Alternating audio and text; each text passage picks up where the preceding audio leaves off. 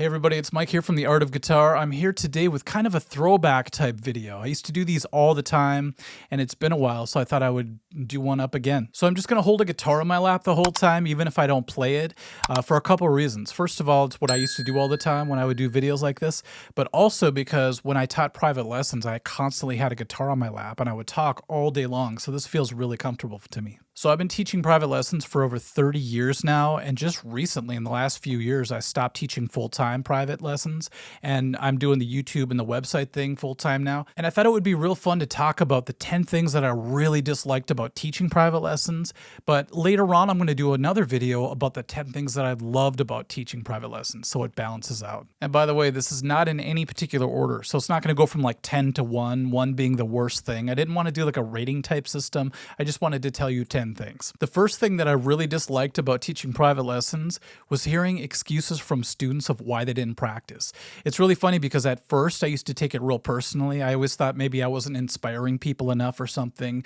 And then after a few years of that and hearing the same type of excuses all the time, I got really keen on it. It was like I had a sixth sense.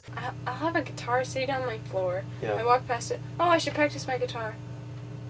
So you just forget. That's number 2. Okay, what's number 3? Your dog ate it? And it's crazy how they looked at me kind of surprised because they're so used to giving excuses to their teachers and parents and everything. But I was just like, I don't want to hear it.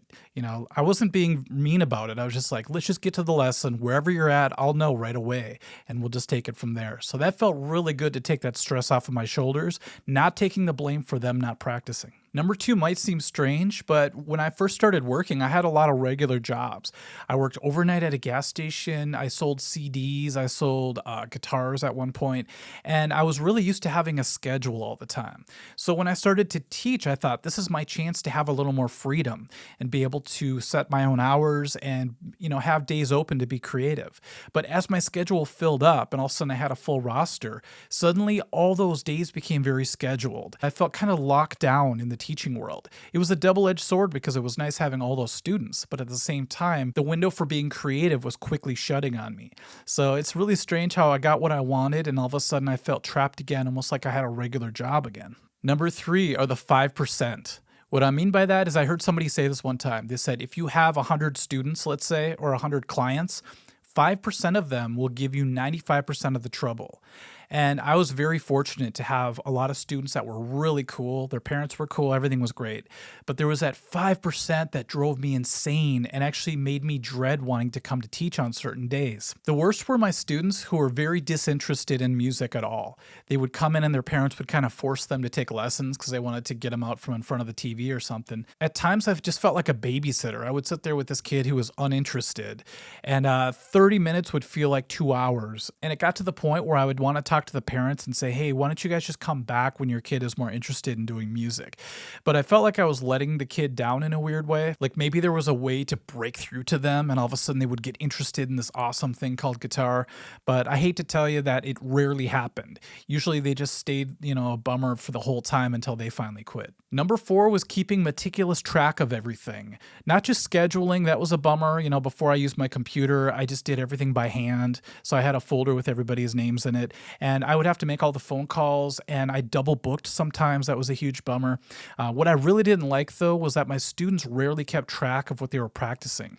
So I took it upon myself to do it for them a lot of the time, and I would write down what each person's working on. It wasn't until much later when I got more high tech that I actually made a website, and I could write down what we did each week, and they could just use a password, get into the website, and then read it for themselves.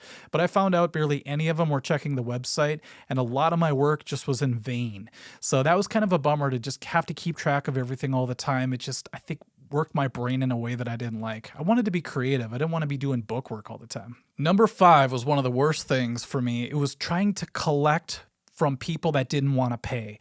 I had a lot of parents that always, you know, this one guy in particular, he always made it a point to have me come out and almost beg him to pay me. And that kind of pissed me off because I'm like, you know, who are you to do this? You know, I'm offering guitar lessons. Come in and you know the drill. Why do I have to come up and ask you like I'm your kid begging for money so I can go to the movies or something? It was a really weird power thing he was doing, I think. But one other dad in particular that really bugged me was this guy who always canceled at the last minute. So if we had 4 lessons in a month, he would cancel maybe 2 of the times. And then he didn't follow the policy. So the next month would come around and he would only pay for half the lessons. And he would say, yeah, you owe us 2 lessons because of last month. And after a while, I kept letting it go on until finally one month he said, you know what? We're pretty behind. This month I think is free. And I was like, no, this isn't happening anymore. And I put my foot down. And it was kind of funny because his daughter, who took piano lessons with me, a couple weeks later, she got really weird and we were doing our lesson. And she looked at me and she goes, I hate you. And she was like 6. It was so freaky. So that gave me a great excuse to just let them go. I'm just like, I don't have time for this. So I went out and it felt really good to say, I can't teach your daughter anymore. See you later. I wonder whatever happened to her. Number 6 was such a bummer for me because I love this instrument so much, and it was really hard to watch guitar declining in popularity. It went in waves, but if you looked at a graph, it consistently went like this. There'd be a few times where it would go up, like when Guitar Hero came out and when School of Rock came out, you saw a little bit of a bump, but it started up high. When I first started teaching, people wanted to learn all sorts of guitar songs like Nirvana, Offspring. At the time, alternative was huge.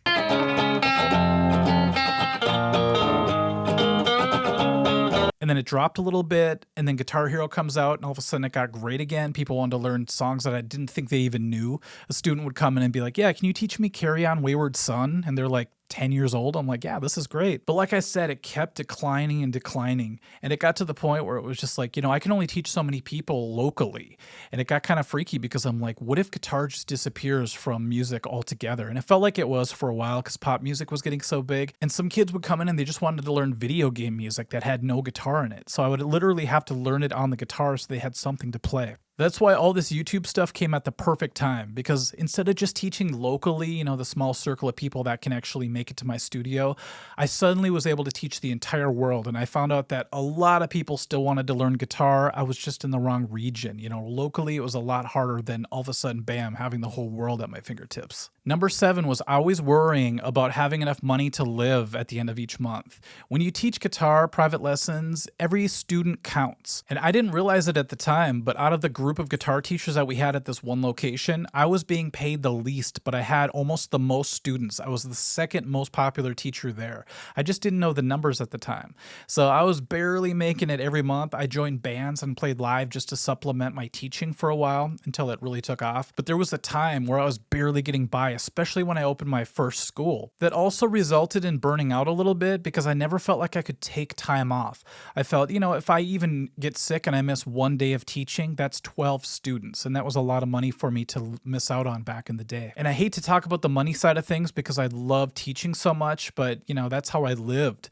So it was always a scary feeling every month when I noticed that there was a lot more month at the end of my money, as some people say. Number 8 ties into number 7 a little bit because it's that kick in the stomach feeling that I would get every time a student would tell me that they were quitting guitar lessons. I never got used to it. In 3 decades of teaching, anytime a student came in or their parents said, hey, can I talk to you? I could feel that feeling in my stomach all over again. It was like, Connor's getting into baseball, and I just think he's wasting his time with his guitar stuff.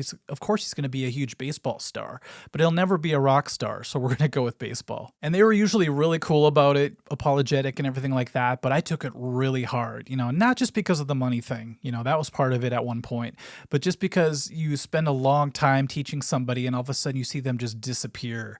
It's like losing a friend or something or part of the family. To this day, I do not miss that feeling. Number 9 has to do with the teaching rooms that I taught in for the first 10 years of my teaching career. They were tiny little square rooms. I think they were 6x6 or 7x7. I'm not really sure, but it felt really claustrophobic in there. And they had this bright light above us. It was a fluorescent light. I really hated the vibe. The walls were yellow. It was really gross. It felt like a really tiny classroom. So I brought in my own lighting to make it feel better, and I'd put up posters on the walls to make it feel more like, we're in a cool studio here. We're learning guitar. We're having fun. This isn't supposed to be so clinical. And my students never really seemed to mind. I think I was the only one with a claustrophobic problem, but to be in there every single day was kind of, you felt like a caged animal kind of. People would walk by the doors and look in and stuff. It was a kind of a weird situation. And we shared the room with other teachers. So I had this one particular teacher. He was like an older jazz guy, and he hated the posters that I put up one time, and I showed up to work the next day and they were all torn down. It's not like there was a note saying, hey, can you please ditch these posters? It was just like like a wild animal came in and just tore down all the posters. It was just like, okay, this is my sign that I have to get out of here. That's why when I did open my own studio, I made sure my room was huge. Not too big, but big compared to what I used to teach in. All right. Is it going now? Ah, dang it. Okay. And so there's plenty of room, everybody has enough room to breathe. You could play, you can, feel relaxed. You didn't feel so claustrophobic and like you're sitting in a closet with somebody. And sometimes in those small rooms, there'd be 3 people in there, me, the student, and sometimes their parent, or the student would bring a friend. And all of a sudden that got even crazier. And number 10 is that teaching really took away my ambition and drive to practice outside of lessons. So I would teach all day, 12 students in a row, sometimes never getting a break. I'd come home, you'd have to eat because you're starving. The last thing I wanted to do after teaching all that time was to pick up the guitar and practice guitar or write or be creative or anything. So that bummed me out because I lost that thing that really inspired me about wanting to play guitar. When I was first starting out, I had all the time in the world. I would just sit in my bedroom and I'd practice day and night.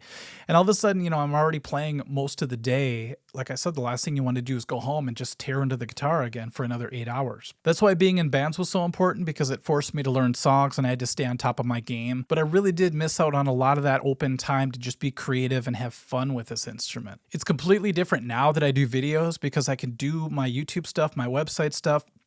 Then when I go home, I want to learn more stuff, not just for the videos, but just to be creative, to have that open time to do it. And it's very therapeutic. I haven't been this relaxed in decades because of that. So if you knew me back when I was teaching 60 students a week, I apologize that I was so uptight, but that's probably one of the reasons. Okay, everyone, so that's 10 reasons why I did not like teaching private lessons at one time.